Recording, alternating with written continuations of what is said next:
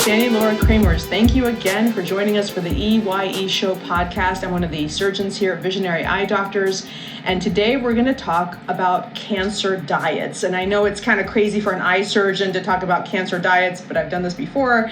I have a lot of knowledge about this, and I'll tell you the story for those of you that have not heard this.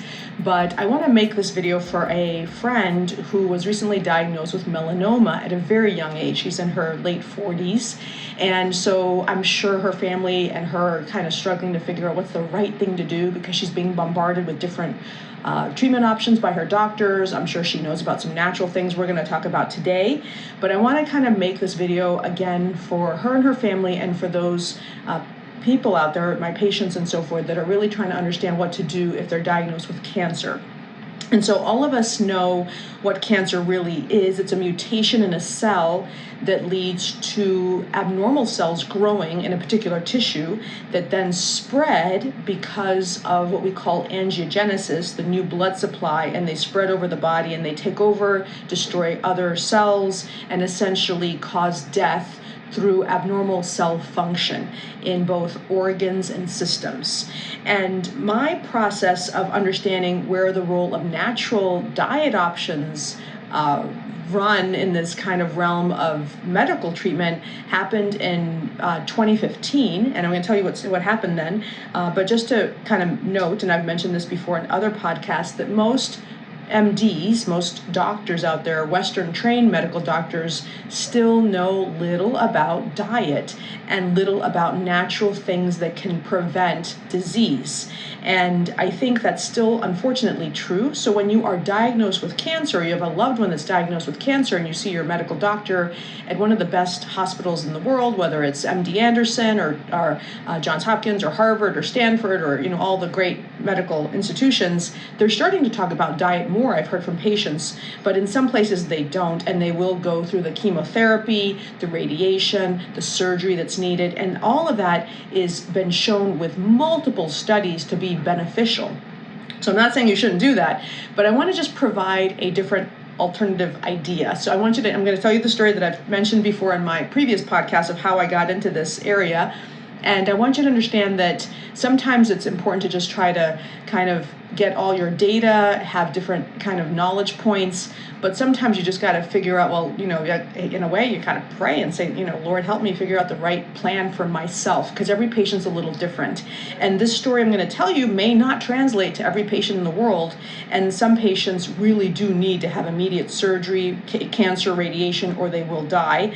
But this story about Lily, a friend of mine that I really met in 2015, really changed my perspective on cancer treatment. So I had heard from my friend Ceci that her oldest sister had died of breast cancer roughly around 2012. And that they're a family, I think, of about 8 or 11 kids, and the oldest sister died of breast cancer. And 2 weeks later, the youngest sister, Ceci's in the middle, the youngest sister, Lily, found a lump in her breast. And she went to the same doctor as her older sister went to, a very well-known breast doctor. And the doctor told her she had less than 3 months to live because she had metastatic stage 4 breast cancer. It had already metastasized to her pericardium, to her spinal cord, and the death sentence was the liver. She had an 8-centimeter tumor from the breast cancer to her liver, and therefore she was told she had 3 months to live. That's what we were taught in medical school as well. You would have 3 months to live if it hit your liver. So she was told immediately, excision, radiation, chemotherapy, the whole 9 yards. Let's treat very aggressively, because at the time I think she was in her 40s and she had 3 young kids at home. And so it was one of those issues where she had to kind of make a big decision what she was going to do. And of course, I'm sure she was thinking, well, let's go ahead and follow what these amazing doctors recommending. But the family was cleaning out the older sister's house, and Lily came upon the older sister's diary, and she was reading through it, and she realized her sister was thinking of doing the Gerson diet. And I think I mentioned this to you before, but Max Gerson was a German-born American physician who had this kind of anti-cancer diet called the Gerson diet around the 1950s. And it was something that was probably used for a while, but became very controversial, and his license was stripped in the United States, and he was ostracized to Mexico. But she had heard of this diet, and she was thinking of going down to Mexico to learn how to do this diet. But I think life was probably overwhelming, and she already started maybe chemo and radiation, and things happened that she couldn't do the Gerson diet. But Lily and her husband did a lot of research, and they decided, against medical advice, to go to Mexico and learn how to do the Dr. Gerson diet. And so when I heard about this and the fact that she had been living for 3 years after the diagnosis, I said to my friend Ceci, I got to meet her. I can't believe this is true. How could a patient with liver metastasis from breast cancer, stage 4 breast cancer, live past a year, much less 3 years? And so I sat down with Lily and Ceci at Ceci's kitchen table, and I just asked Lily all these questions. And Lily was the most amazing person because she was so sweet, so kind, so funny. And both of them together, it was just an absolute joy. And I couldn't believe my ears of what she was saying. So the Gerson diet, basically, she explained, is 3 key components. Number 1 is a strict vegetarian diet. Number 2 is a juicing therapy. And number 3 is detoxification by, I think she was doing 3 enemas a day, coffee ground enemas. And when I heard that, I was like, what do you mean by enemas? She's like, sticking up something up your ass. And I was like, oh my gosh, what do you mean by that? And so Ceci pulled out, Ceci, the sister who didn't have cancer, my friend, who's given me permission to talk about this for the benefit of my patients, thank you, Ceci, pulled out her tube that she was putting in coffee ground enemas, sticking it up her rectum to do this enema detoxification. And when she pulled out the tubes, Lily, the younger sister who did have the cancer, who had the 3-month death sentence pronounced to her, started laughing and laughing and laughing. And I looked at Ceci and I said, why is Lily laughing? And Ceci said, I don't know. And Lily wouldn't stop laughing. And so Lily stepped out of the room. She went to her purse, pulled out her tube for these daily enemas, and showed me that the diameter of Lily's tube was probably a third of the size of what Ceci was using to do the enemas for for many years. So it was very funny because they were literally, Ceci was preventing cancer by doing detoxification and doing these coffee ground enemas. And the details of that are pretty straightforward. You take your coffee grounds, which are organic, you put it in a syringe with a little bit of water, you stick the tube up your butt in your rectum, and you just kind of syringe out all the stuff in your colon. And the idea behind that is detoxification, to basically try to eliminate toxins from your body. And there's other doctors that have mentioned this probably in the past, but Dr. Gerson is the first doctor I know of that's actually recommend that as a routine treatment for health and specifically as an anti-cancer diet. So Lily, at that time, went through the diet with me. Everything is organic. She does juicing. I think at that time she was doing juicing every 2 hours with approved fruits and vegetables. Everything was organic. And so she had to take off time from work to be able to juice, but she did work for a while, and to do the enemas, of course. And I think she was doing it 3 times a day. The vegetarian diet, no types of certain detergents had to be approved by the Gerson diet. Of course, no fingernail polish, no perfumes, no cleaning of your house with chemicals, detergent. Of course, no pesticides in your garden, no dyeing of your hair, no makeup. It was very strict. But because Ceci had 3 young kids at home, she followed this diet to a T. She went to Mexico with her husband. They taught her how to do the juicing, how to do the enemas. All that was mentioned to her. And she lived for 8 years and 8 months after her initial diagnosis. And I had the pleasure of meeting with her and getting to know her and, of course, her family, because her story was an absolute shocker to me, a surgeon, Western trained, because I've never heard of such a story. So when I met her, I started doing a lot of research on this, and I started looking for any people ever posted their results with the Gerson diet, and I was very surprised to see a lot of blogs from people mentioning they were quote unquote healed by the Gerson diet. And there was a woman who had a sarcoma of her arm. I think at the time she was 18. She did the Gerson diet. They told her she would have to amputate the arm. She didn't have to amputate the arm. She lived many more years, but I don't know how many more years. And there were multiple patients that I saw online talking about their, quote unquote healing. To my knowledge, there's no randomized controlled prospective study on the Gerson diet, but what I did find is that there was a Dr. Moorman, who was a Cornelius Moorman, a Dutch physician. My husband's from the Netherlands. My last name is Cremers. That's a Dutch last name, who developed a similar diet to Dr. Gerson around the same time, 1950s. It was called the Moorman diet, or the Moorman therapy. And they did not know about each other because there was no internet and there was no publications on their research. And my husband actually in Boxmeer knows a woman on his street that actually used this therapy and actually did live many years after a fatal diagnosis of cancer. So that's the case of one, which doesn't mean too much. But it was very interesting because the Dr. Moorman diet was approved by the Royal College of Physicians in the Netherlands for many years. It was used all around Europe. But from one moment to the next in my research, which was limited at that time when I did this research in 2015, his license was stripped by the Netherlands. He was ostracized and probably died an ignoble death, which I don't understand why that happened. So his diet was similar to the Gerson in the sense that it was dietary changes of course, eliminating all processed foods, all sugars, things, basically just kind of using natural remedies, such as making sure you have a good kind of multivitamin, vitamins, minerals, enzymes. That's as much as I know by his diet, and I couldn't find any papers to kind of specify what he meant by this, but he would recommend whole foods. I don't think he had any negative statement about gluten, but he definitely was against processed foods and sugars, which make total sense, eating vegetables. So that was the Dr. Moorman diet. So as time went on, I then saw the research of Dr. Walter Longo. He is a basically Italian-American gerontologist, cell biologist, who's a PhD, not an MD. He is currently in the University of Southern California, that's a big difference, University of Southern California, Dr. Longo, and also runs the USC Longevity Institute. I've been following his research now for years. He did a very interesting study where he took 2 cages of mice or rats with melanoma, exactly what my friend is dealing with. And he gave 1 cage the typical American diet we all feed our kids and grandkids and we all live on. And he gave the other cage of rats a very strict fasting diet.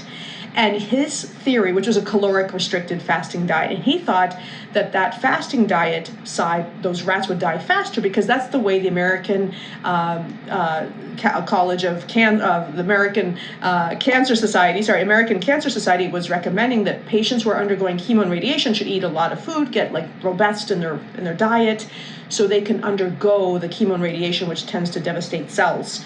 So he thought that rats that were fasting were going to die faster. But what he found is the ones that received the American diet, the USDA approved diet we feed our children and we eat, those died, I think the number was about 30% faster. They died faster. So he then killed the rats, he sacrificed the rats, looked at the cells, and did another study to find, beautiful research, that when you fast, that's the best way to kill cancer cells, to sacrifice or suffocate those cancer cells. So fasting was incredible and incredible cancer treatment. And that's the reason why those other rats, the fasting rats, died so much slower. So he developed a fasting mimicking diet. You can go to his blog. He has a podcast, I think now. He's written many books, many papers. I think he's totally on the right track with fasting, because fasting does seem to do amazing things of killing cells. And I would say, well, the saints, and there's many religious people through history who have recommended fasting from meat, fasting in general. Of course, there's Lent. There's a lot of spiritual sense in fasting, but for your own cells, it actually makes now biologic sense, and we have some data to prove it. Okay, so what is the best anti-cancer diet? And that's really the kind of what I want to talk about.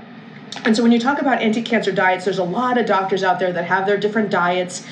There's Dr. William Lee and Dr. Vincent Lee, who were my I would say I'd met with them a couple of times when I was at Harvard working with Dr. Folkman. Dr. Folkman was the father of angiogenesis. You've heard me maybe talk about that in previous podcasts. He's the one that really saw and really did a lot of publications and research at Harvard showing that cancer does spread through angiogenesis. And if we can stop the angiogenesis, the new blood vessel supply, so if you're a mutated cell, you need to eat. And so you're going to recruit these pathways called blood vessels to give you oxygen and food. And so that's called, these new blood vessels are called angiogenesis. And Dr. Folkman, I think, is pretty much the father of angiogenesis, most people would think. Dr. William Lee and Dr. Vincent Lee worked in Dr. Folkman's lab, and they now have launched their own careers talking about their research in trying to decrease cancer rates with diet and nutrition and minerals, and they're great. I think they're on the right track as well. You have Dr. Dean Ornish, who is a cardiologist who talks a lot about chronic disease, including cancer. He emphasizes plant-based diets, stress reduction, exercise, which I think all these doctors, of course, recommend. But there's a little bit of difference in certain doctors we're going to talk about in just a few minutes. Dr. Fuhrman, Joel Fuhrman, Fuhrman, is a family physician who promotes a plant-based diet. Our own Dr. Martinez here in the practice, he's been very open about this, was diagnosed with high cholesterol. His, I think, father and uncles had died of stroke. When I first met Dr. Martinez a couple of years after he started the Dr. Fuhrman diet, met Dr. Fuhrman, went on retreat with Dr. Fuhrman, and eventually cured his cholesterol issue without having to be on anti-cholesterol medication. Still follows a lot of Dr. Fuhrman's diet, but that's a very strict diet. I don't think there's any salt or olive oil allowed in that diet still, but it is very good for cholesterol, and Dr. Fuhrman has a component of an anti-cancer diet as well. Dr. Colin Campbell is a biochemist and author of the China study, which of course looks at the connection between diet and cancer. Dr. Michael Greger is another physician and author, runs the website nutritionfacts.org, so nutritionfacts.org, where he summarizes research on nutrition and things like cancer. Dr. Mark Hyman is also an author, a doctor, functional medicine doctor, where he talks about a lot about cancer and diet. I mentioned Dr. Gerson, who is now deceased, Dr. Mormon, who's the Dutch physician who's deceased. Dr. Walter Longo is still alive and kicking as a PhD. There's Dr. Gundry, who talks about lectins and health, and probably that affects cancer as well. And Dr. Atkins, who's deceased, who had the Atkins diet you've all heard of. We don't know what he died of yet, as far as I don't know, but that's another, not an anti-cancer diet, but just, that's a different type of diet. And Dr. Fong, who basically talks a lot about trying to cure your diabetes as a renal doctor. And then there's the carnivorous doctors, which is this most superficial, controversial doctors, which are not anti-cancer doctors really at this point. And I have no data to say this cures cancer, but just a quick shout out to Dr. Sean Baker and Dr. Saldino and Dr. Berry. They're doing this kind of carnivorous research. And so the last doctors I want to mention in the search for the truth of what's the best diet for patients is doctors involved in the iodine project, Dr. Guy Abraham, Dr. David Brownstein, and Dr. Jorge Fletches. And I learned about this in this book called The Iodine Crisis by Lynn Farrow. This was given to me by my friend Angela. Thank you, Angela. They're looking to see why iodine has kind of left the diet of the American people and why people don't have iodized salt anymore. And when I looked at my cabinet in my house, I was horrified to see that they were right. I didn't have iodized salt in my house. And so they have a project trying to figure out where iodine fits in the anti-cancer world, which is still controversial. And a lot of this is controversial. So if I were told I had cancer today, what would I do? I'm going to kind of go through that. This is kind of the diet I'm doing kind of now to prevent mutations and growing of mutations and cancer itself. So let's go through that. So my mnemonic for this is FWPS. And FWP is kind of a funny mnemonic that came out many years ago when a friend of mine, a priest, had mentioned to a bunch of ladies at a meeting one evening around 9:30, 10 o'clock at night. He said, he gave a wonderful talk, and then he said, ladies, before you go to bed tonight, I want you to go home, look up on YouTube, FWP. And I was like, what is FWP? And he said, first world problems. And so I went home, looked it up, and it was a very funny video at the time. It went viral. And there was, it was like I have too much cereal and not enough milk, and too much milk and not enough cereal, or this person was, kind of freezing to death and saying, it's so cold in this room. I wish I could go over there and turn up the AC because it's at 70. And that idea that we have a lot of first world problems. And this hit home last night. We have Father John Gibson, a dear friend who was Mother Teresa's first ordained priest, and did the marriage ceremony for my husband and myself to get married 24 years ago. And, when I was serving dinner, he was so thankful. He's a missionary in Africa. And he really has reminded me that the choices we make to eat the food we eat in the United States is really a first world problem for many, many worlds, I should say. In Tanzania, where he lives, it's not necessarily a given you're going to have fresh leafy vegetables at all on weeks and weeks at a time. So I want to kind of go through that. So thanks, thanks be to God, I should say, that we have this option. But for you, what should you do? So here is the mnemonic that I use, FWPS. The first one is fasting. So in my previous podcast, I talked about Dr. Walter Longo's research. Look into it.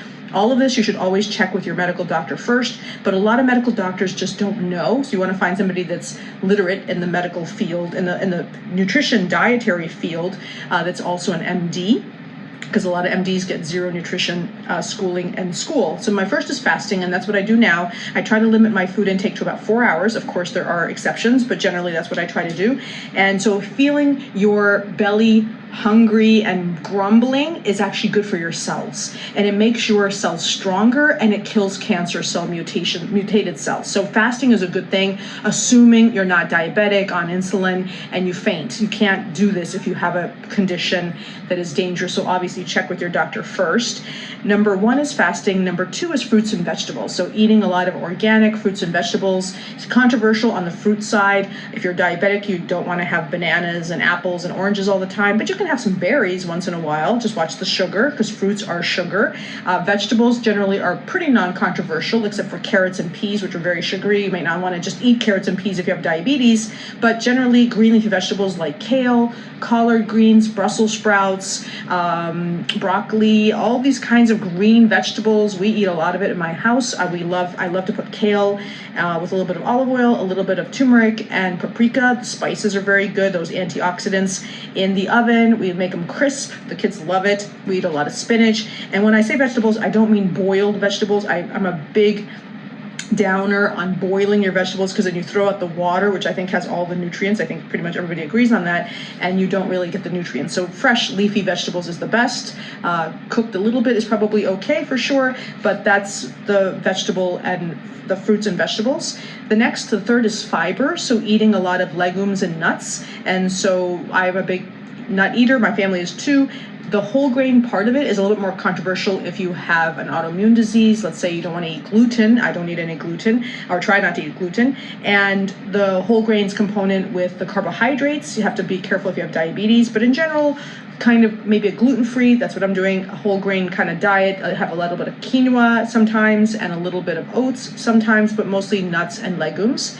And then number 4 is fat. So eating healthy fats like avocado, nuts, seeds, olive oil. Avoid trans fats or saturated fats always.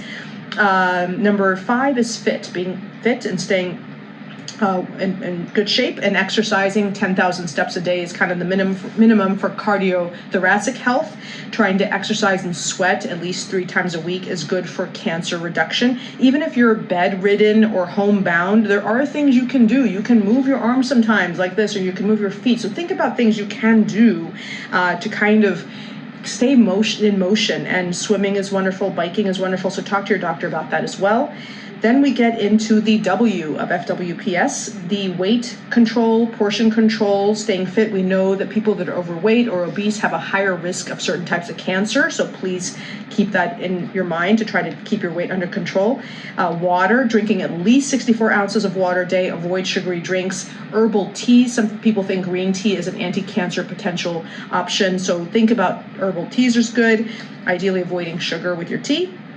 The P of FWPS is protein and processed foods. So protein, lean protein like wild salmon, like we talked about in the previous podcast.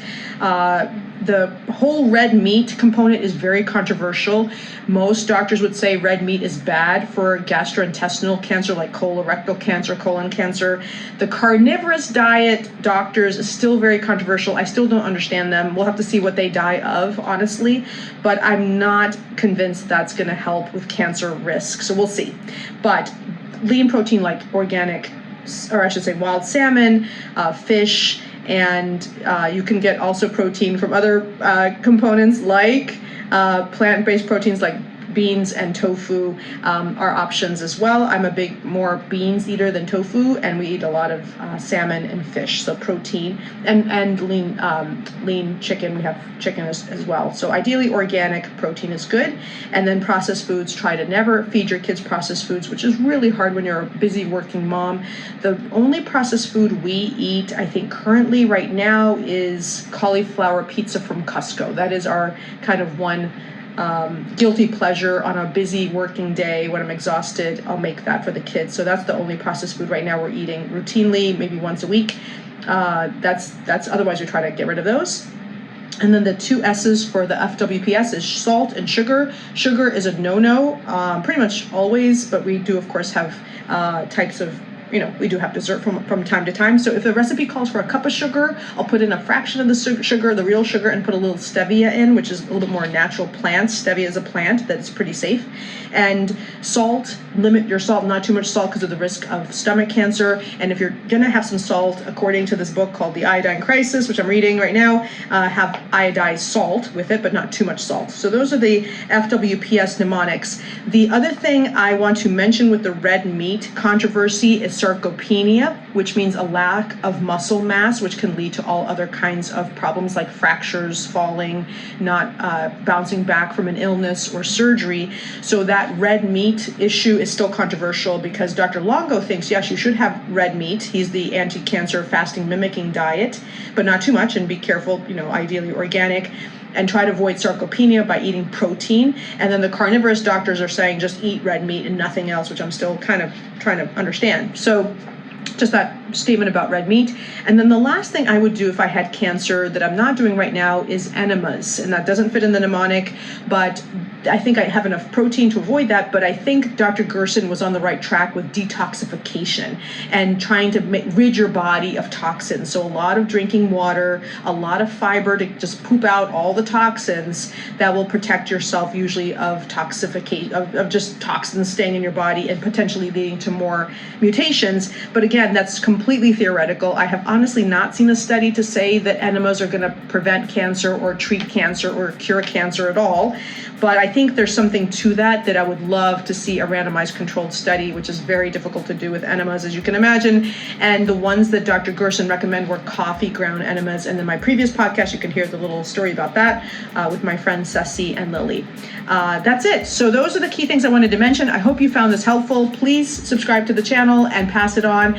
I would always say, as an eye surgeon, blink, just listen to me, don't watch me. But I hope you found this helpful. Pass it on. Thank you for joining us.